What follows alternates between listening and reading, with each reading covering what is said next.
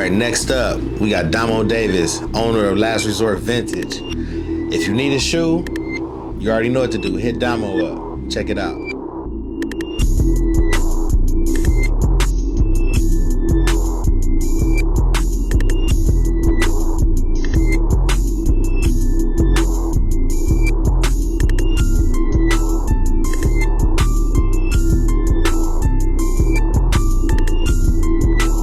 It's your boy Shop Two Stacks here with my boy Domo Davis, owner of Last Resort Vintage, baby. Last Resort Vintage, you know. Man, let the people know who you are and what you do. Oh man, I'm Dominique with a lot of different hats. Everybody call me Domo out here, Dancing Domo. Known for dancing on the freaky ladies back in the clubs. But as of right now, what we here for is promoting my business, my reselling business of shoes, clothes, hats, a lot of vintage gear. I do a lot of different. Basically, I'm a lot of people's stylist out here, man. It starts with the feet, you know what I mean? You know, matter of fact, you know what I mean? I got some socks out here, t-shirts, but that's another story. Yeah, I've known this dude for about a long time, and he's been the reason why I got majority of all the shoes I have. And I gotta say, this dude is like he is like a go-getter. Like, when I say that, I mean it on the entire spectrum. I mean, like, hey, Domo, hey, I want these shoes, bro. Can you get them for me? They came out a year and a half or like 3 months ago. He never say no. He just say, oh, I'll see what I can do. He call you back or text you 25 minutes later, I can get them, but it ain't gonna be. I like, man, just get them, bro. But honestly though, I always wanted to interview you because I respected your drive and hustle and demeanor. Appreciate it. And that leads me to my next question though. Like, for the things you do and the drive you have, what is this leading all up to for you? At the end of the day, man, I think what I do is something about customer service that I always love. I've been in customer service since I was a kid, from being a kid selling lemonade on the block to hot Cheetos at school to now. So I think the bigger picture, of course, is a store, but it's always awesome to just meet people face to face and be knowing what's going on in the streets and being ahead of the curve of the culture, man, especially being in a city like this and where we from.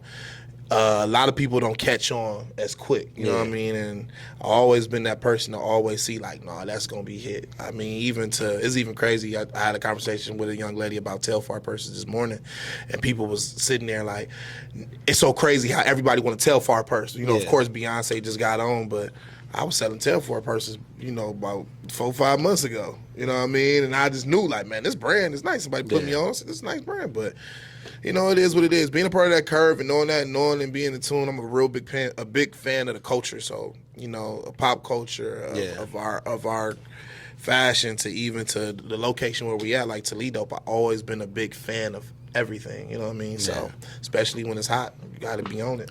And so, with that being said, like, how do you keep up with the male and the female trends? Man, honestly, being a baby with 2 big sisters and not having no brothers, of course, that kind of put me into knowing what's hot with the female fashion world. But fashion in general, period, man, it's just, I love it, man. I always have. Always had a taste for it. And as I got older and was able to afford, because this reselling stuff only started so I can afford the stuff. You know what I mean? Yeah. You sell 2 to get 1 for free. You know what I mean? So that's how I always started. So you always got to look into stuff. And me having a retail background, always looked in to see what girls like and what men like at the same type of maximum. Okay. Like, going forward with like you say, you into you know about the women that tell fair bags and things like that. Oh yeah, I'm a dib and dab in the clothing brand. I had one before. It was Original Suspects. You know, things didn't work out the way it worked out, but we also, I always had that bug in me. So I really do want to jump back into it. It's just, you know, I'm real critical on myself and that type of thing. Okay, I mean, usually as a creator, artist, whatever, we always hard on ourselves. Always. So like we can be, Especially your ass. yeah. Because like it can be the most flawless piece of work you can do to outside looking in, but to us, fucked up on the arm or the collar too wide or something like that. But somebody else can just be like, this is great. Absolutely. But what I do want to ask you though, with any and everything you do, what made you say, besides of course we got to get things that you want and the things you do, what drives you to just like, okay, I'm gonna do this. I'm gonna get up every day. I'm gonna go get these for. Man, the first thing is being a kid and coming from, and like I said, we wasn't the poorest or anything like that, but having a single parent household, and you know, you go to that mall and you see that shoe, and you be like, man, I want that. And your mom be like, you got to go get them 2 for $89. You know, them 2 for $89 was, you know, they came in handy though. Yeah. The Reeboxes came in handy, but it was always, you know, I would hear the stories of people talking, you know, and they come back like, yeah, we was all in line Saturday, and you got the J's. It's when, you know, if you my age, you know, Southwick Mall, you know, Northtown Mall, they talk about all these stories, and I just be like, man, I want to go. You know what I'm saying? I want to go. So yeah, I bought my first pair of J's when I was like in 7th grade, and it was just like, man, I got to keep getting them. It felt good putting them on. So it was something, especially back in the day. We didn't have a blog, so when you walked in and seen something that you like off the wall and you can get it, it's always awesome. But, you know, with stuff getting harder to get and stuff like that, what really made me start it, I would buy in twos when I was able to afford it. I'm like, yeah, I'm, you know, one to rock, one to stock, one to rock, one to stock. And I remember it was this dude at Lids. I don't remember his name, but he used to work at Lids, and he used to be like, I know you got another one. I know you got another one. So I would be like, fuck, you know what I mean? You want it? He'd be like, yeah. So I sell it to him, and then over time it just got bigger and bigger. More people would ask, and I just kept going with it. So on the average Jordan release, because you know they to the point now is every other. How many people you say you get shoes for? Man, on the average, man, I'm probably doing 30 to 50 pairs every release. You know, from kids to men's, you got to do like 30, 50. And I mean, it's a long time coming because a lot has changed. It was a little slow in the market. So many people doing it at the same time. Yeah. So it's a lot of people that's doing it. It's a lot of people that's in the way. It's a lot of good people. But if you really own it and promote yourself and blast it. So my next question is this. Like, is you just more getting the shoes in the city or are you outsourcing too? Man, you got to outsource, man. Look, we got 6 stores in Toledo, 6 shoe stores, and only 5 of them to 5 to 3 is gonna be 3 to 5 is probably gonna have the shoes that release. Yeah. So it's hard. People don't understand. That's the reason why these prices go up. Cause boy, I spend gas, gas and time. Ooh-wee. I be on that road. I get on that road for anybody if they willing to pay. I don't care. It's just, you know what I mean, just respect my hustle like I'm going to respect yours, you know what I mean, at the end of the day. It's only right. It's only right. So let me ask you this. If I was to to really, really, really think, and I come for a shoe like the Jason Kidd. Well, okay. The up-tempo Jason Kidd with the little, you know. Yeah. And you think you can find it, the original pair? The thing about a pair like that, original pair, I probably got somebody that can help me find one for sure. That's one thing that I have learned with this business, in business period. If you are in business, you gotta create relationships. Yeah. A lot of people think they gonna get it on their own. Look, you not. You gotta, if you dealing with people, you're gonna have to deal with people off the record and on the record, man. I deal with so many different people and created so many good relationships from, you scratching my back, I scratch yours. Those are the type of things that build my resume. So, for instance, you bringing this up, I may not be able to specifically find them, but I definitely know somebody that's gonna be able to get them. Yeah. So basically, long story short, you basically got good rapport with a lot of people. Mm-hmm. So your connections basically help you. Now, one person in the city can't say I did them dirtball over some of the stuff like this. Like, it's crazy because how people, it really be people out here having like a lucrative business and will real life mess up over the dumbest stuff. I just had a conversation with a female about getting her nails done, and the girl on promoting her business on Instagram, and she know what she doing. She asked for a deposit, and then you give it to them, and then you pull up to the house, they ain't nowhere to be found. According to me, somebody had me. I'm saying, look, I need a deposit now to make sure that what I'm doing is gonna get credited. She like, I don't do discounts. I don't do this deposit because somebody played me, man. Quit playing your customers, man. If y'all out here, y'all gonna be out here hustling, y'all gonna be out here grinding, man. Do what you gotta do. And if you can't do what you do, just be a man and a woman about it and let them know up front, look, I'm sorry, I apologize. It's a discount on the next one. Man, sometimes it's people, man. Customer service is always good anywhere you can go, man. And that's what's gonna bring people back. A lot of people come back because they know I work, just like what you said, I work hard for it. So yeah, I mean, I'm gonna make sure you get that shoe. and it's funny you say that because it's like it's somebody walking. Oh, okay. It's somebody walking in the background right now. That I feel like I done made. He a bro now. You know what I'm saying? Like just from helping me out in the time frame that I was in. Let me just flesh it out for y'all. It was Rossi was coming up. Absolutely, I knew you and I wanted some shirts to wear. I didn't want to just rock just like somebody else stuff. So I remember I just stumbled. I kept seeing their brand like all over, and I'm like, man, this Toledo stuff look cool. Mm-hmm. And then like I reached out to Chris. He hit me back and he told me where it is. I came up here, talked to him, whatever. I told him how quick I needed to turn around. Yeah. And I still needed to finish drawing some of the stuff. So I was like, I said, can you help me? He was like, I see what I can do. So come back with the drawings. What was it? It was like a Monday or something, or Wednesday or something. I don't remember. And that's when Chris was up here. Yeah. That was my first time meeting him, and then like we just chopped it up and went from Chris to Drake. And then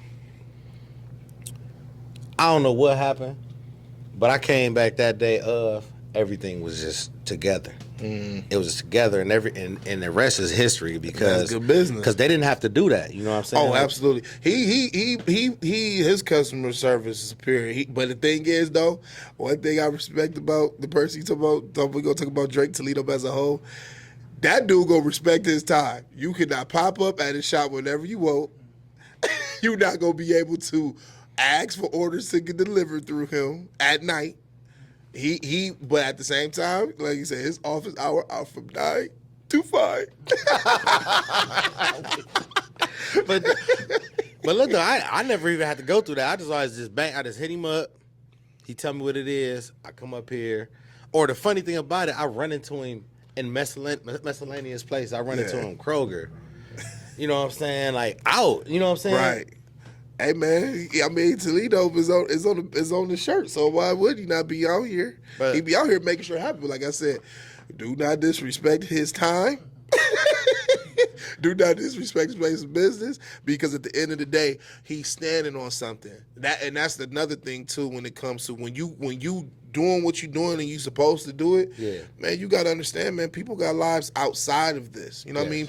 Sometimes people don't understand that about me. People be thinking, man, I'm supposed to be doing shoes. Eat, sleep, breathe. I went to Disney World and everybody got mad. Oh, I see you at Disney World. I gotta do something. Yeah, you gotta have a break. You got like too. You gotta need another outlet sometimes. But at the end of the day, when I came back, them shoes was there. Yeah, I ain't gonna lie. I've been in that situation before with him before. I was banging his line. I'm like, oh, what up, bro? You good? You all right? But you trying not to bother him. But you like, so you get them shoes? and I know he looking at his phone like. See, but you is different because I know where it's coming from. But you is different. But it be some people, man, that be tripping. They be tripping. Like I was just saying this earlier today, man. People just feel so entitled, and it's so entitled for no reason. But the eyes, man. We talking to a whole bunch of businessmen in here. I'm gonna tell y'all right now, it's a bunch of businessmen, all different categories, from fashion to art to videography to photography. And at the end of the day, it's pros and cons to everything we do. You know what I'm saying? But at the end of the day, we still love it. So customers keep coming. They don't stop coming. Yeah. But at the end of the day, we just got we got shit under our belt too. We be talking about shit. Yeah, because like you got to look at it like this too as well. You want your stuff on. You want the product, right? Yeah. Do you want it terrible? Do you want it so-so, or do you want it perfect? Perfect. Like you gotta wait. Like when it come to art, you can't rush that. No. When it come to videography, you can't rush that. Photography either, and clothes. Because if you rush that, or the drawing, your nose can be looking like a pickle. Or in the videography, you can have the little squiggly lines and waves and your stuff cropping in the side. Absolutely, I feel you. And on the photo, you can have red eyes. So yeah, it's. I mean, but we live in a society that's so microwave. So people don't understand that everybody is not like that, and it's not going to be like that for everybody. So you got to just respect the next person when they doing what they doing. But at the end of the day, if you a young business owner, you're a young entrepreneur coming up, man, take value in your craft, understand what you got, and always be prompt when it comes to your business. Don't be out here slacking, man. It's two ways, you know what I'm saying? Because you can be a good customer service person, but then there's a lot of people that's not, and they will fail. You know what I mean? So that's it, man. I mean, at the end of the day, you know, Last Resort got started for just being a young dude with a dream that didn't want to do nothing illegal. You know what I mean? And you keep it going. I mean, I've been knowing a lot of people for so long, even to Drake. Like Drake was one of the first people when I had my clothing line, Original Suspects. He was the first person that bought a T-shirt. We met up at Campus Oasis. And the parking lot, he came through, copped the bull shirt, took the picture with it, and it's always been love in return. But I've been, I got history with a lot of people out here, man. But at the end of the day, man, just push your business, go hard, go strong. And also, man, congratulations on this, man. Y'all platform, man. Y'all been doing a whole lot. Y'all moving, man, and keep it moving. Y'all gonna go bigger than where y'all at. Trust me. Shout out to my boys, Smitty Smith, B New, Power Impact, Saucy J, let them know. Nicest, Trish the Kane. Was this the Blurs? Yes. Yes, the Blurs. And let's not forget Chop, who on the side, flicking it up. Yeah. I'm telling you, he gonna make a calendar and some trading cards. Gonna put that on tape. They gonna be like, gonna put it on tape. Just give me my 10% when it sells. They gonna be like Pokemon cards, though. With little stuff on the bottom saying hustle. And you feel me?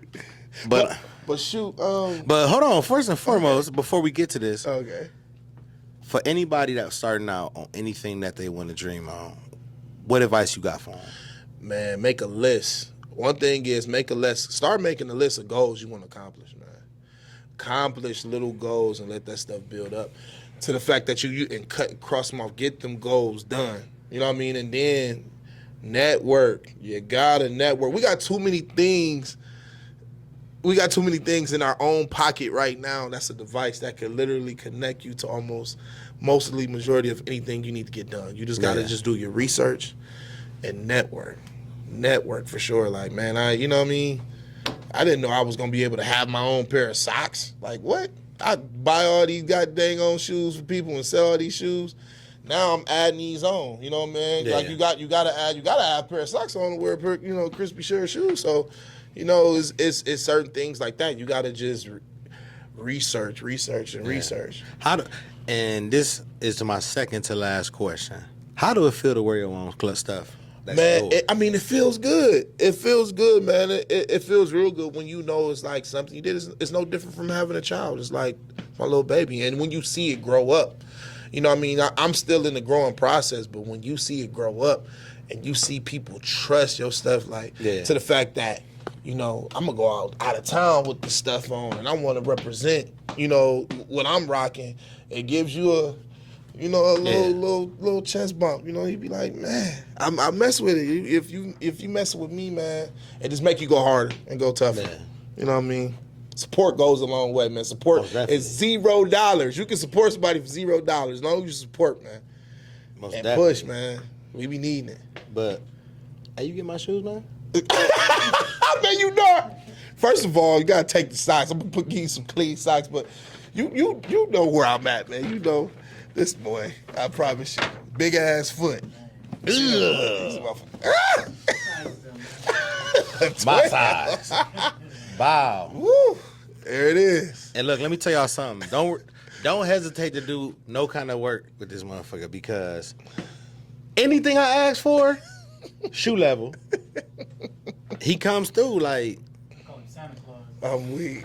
Like when I was at my mom's house, she'd be like, my mom bad with remembering people's names, but she'd say, I don't even know if I want to say this, bro. The boy with the thick thighs. Oh man, mama be like, oh man. Which that be coming with them shoes. Like, I done seen you. She be like, I done seen you buy what's them colors, them black and red with the leather. You bought 2 pair from. Why you keep? I'm like, man, you don't understand. But I'm not repeating that ever again. Yeah. It's on video. It's over with. That's the last one. Hey man, I appreciate you, man. Always, man. Always appreciate you. I told you man. I was gonna get you on here, man. Look, it takes some time, but look, man, we here. That's the most important part. I ain't mad at it. I like this kind of stuff. I need to be on the camera more often. Hey man. Hey man. Every Sunday, man, we do this. But so how you gonna exit on this one? I'm just gonna do this. That's all we gonna do. That's on you, B. We cut the mic. We gonna put the DJ D-Rec, cut the beat. There you go, cut out this.